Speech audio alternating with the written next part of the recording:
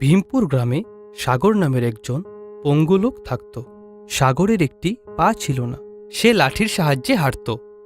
একটি রোড অ্যাক্সিডেন্টের ফলে সাগরের একটি পা নষ্ট হয়ে যায়।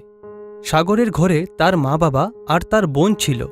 সাগরের মা সবসময় সাগরকে বলতো, বাবা, বিয়েটা কেন করছিস না?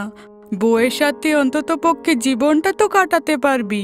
আরে মা, যখন তোমরা আছো তো বিয়ে করার কি দরকার? বাবা, আজ না হোক কাল তোর বোনেরও তো বিয়ে হয়ে যাবে, আর আমাদেরই বা কি ভরসা আছে কখন মারা যায়। কিন্তু সাগর তার মায়ের কথাগুলোকে খুব একটা গুরুত্ব দিত না। সাগর ঠিক করে নিয়েছিল যে সে কোনোদিনই বিয়ে করবে না। সে নরেন্দ্র মোদীকে তার জীবনের আদর্শ হিসেবে মনে করত এবং রাজনীতিতে গিয়ে দেশের সেবা করতে চেয়েছিল। সাগর বই পড়তে খুব ভালোবাসত, তাই সে গ্রামে একটি বইয়ের দোকান খুলেছিল। Sagar uncle, rich dad poor dad বইটা পাওয়া যাবে? হ্যাঁ বাবা, পাওয়া যাবে। সাগর ছেলেটিকে বই দিল আর ছেলেটি সাগরকে টাকা দিল। এইভাবেই সাগর বই পড়ে তার সময় কাটাত আর বই বিক্রি করে টাকা রোজগার করত। একদিন গ্রামে পঞ্চায়েত ডাকা হলো। প্রধান বাবু, ভগবান দাস নিজের গরুর গোবর আমার বাড়িতে এনে ফেলে। ওই দিন তো গোবর আমার মাথায় এসে পড়লো, আপনি বোঝান ওকে। শোনো, আজকে আমরা তোমাদের ঝগড়া ডিসকাস করতে একত্রিত হইনি। গ্রাম প্রধানের নির্বাচন হবে। তোমাদের মধ্যে কে কে নির্বাচনে দাঁড়াবে? জগন আর সাগর নিজের হাত তুলল। আরে, এই সাগর নাকি গ্রামের প্রধান হবে? না জগন, নির্বাচনে দাঁড়ানোর অধিকার সবারই আছে। তো গ্রামবাসীরা আগামী নির্বাচন জগন আর সাগরের মধ্যে হবে। জগন ভেবেছিল তার বিরুদ্ধে কেউই দাঁড়াবে না, কিন্তু সাগর যখন নির্বাচনে দাঁড়ালো তো জগন রেগে একদম লাল হয়ে গেল। সাগরের একটা ব্যবস্থা করতেই হবে, না হলে যদি সে জিতে যায় না। একদিন সাগর যখন দোকান বন্ধ করে বাড়িতে ফিরছিল, তখন জগন তার দুই ভাই মগন এবং লগনকে সাথে করে নিয়ে এসে সাগরকে ঘিরে ফেলল। সবার প্রথমে জগন সাগরের লাঠিটা ভেঙে দিল। তারপর তিন ভাই মিলে সাগরের দ্বিতীয় পাটাকেও ভেঙে দিল আর সাগরকে নিয়ে জঙ্গলে ফেলে দিল। হে ভগবান, এখন আমি বাড়িতে কি করে যাব? আর তখনই জঙ্গলে এক দেবী প্রকট হল। দেবী সাগরকে জাদুর পা দিল।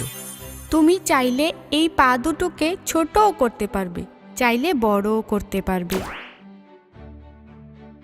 সাগর নিজের দুটো বড় বড় পা নিয়ে গ্রামে ঢুকল এবং তা দেখে ভয়ে সবাই এদিক ওদিক পালাতে লাগলো। পালাও, পালাও, পালাও, পালাও। সাগর সবার প্রথমে লগনের কাছে গেল। লগন নিজের বউয়ের সাথে তখন বাজারে এসেছিল। আরে, এটা তো বড় পাওয়ালা রাক্ষস। আরে, এটা তো আমার দিকে আসছে। আরে বাপরে, পালাও। লগন ভয়ে নিজের বউকে ছেড়েই পালিয়ে গেল। সাগর লগনকে নিজের দুটো পায়ের আঙুলের মাঝখানে আটকে দিল আর পা দিয়ে উঠিয়ে ছুঁড়ে ফেলে দিল। লগন সোজা গিয়ে জিলিপির কড়াইয়ের মধ্যে পড়ল। তারপর সাগর মগনকে খুঁজতে গেল। মগন খুব আরামে নদীতে স্নান করছিল। ठंडे ठंडे पानी से नहाना चाहिए, कच्चा धोना आए या ना आए पर धोना चाहिए।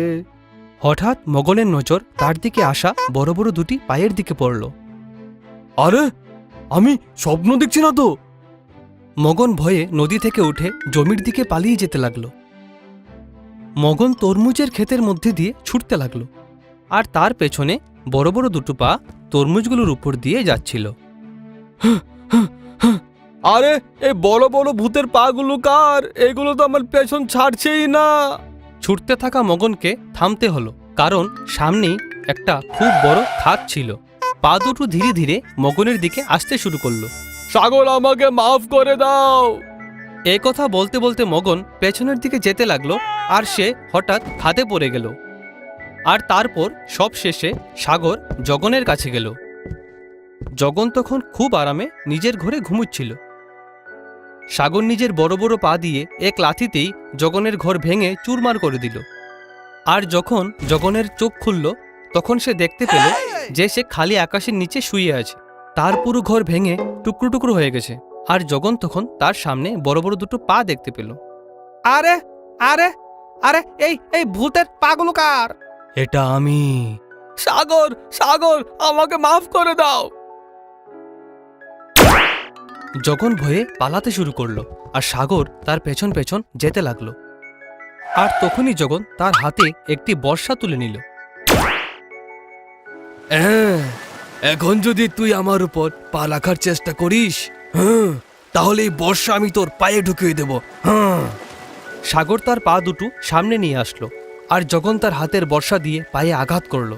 কিন্তু বর্ষার আঘাতে সাগরের পায়ের কোনো ক্ষতিই হলো না। তখনই জগন বর্ষা ফেলে পালাতে শুরু করলো। সাগর জগনকে একটা লাথি মারলো আর জগন সোজা গিয়ে নদীতে পড়ল আর ডুবে গেল। তারপর সাগর নিজের পা দুটোকে ছোট করে ফেলল আর নিজের ঘরে ফিরে এলো। সাগরের মা, বাবা, বোন যখন সাগরকে নিজের পায়ে হাঁটতে দেখল তখন তারা খুবই খুশি হলো।